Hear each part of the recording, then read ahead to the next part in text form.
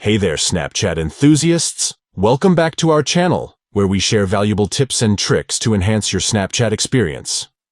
In today's video, we'll be discussing how to view more lenses related to the same lens in Snapchat. If you want to explore additional lenses that are similar or related to the lens you're currently using, this full guide is for you. Let's dive right into the step-by-step process. Step 1.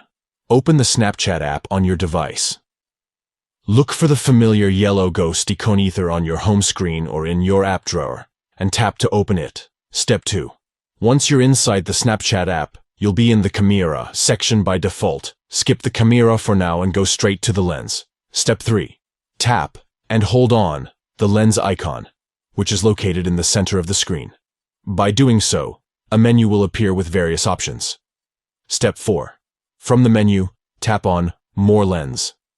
This option allows you to explore additional lenses that are related or similar to the lens you're currently using.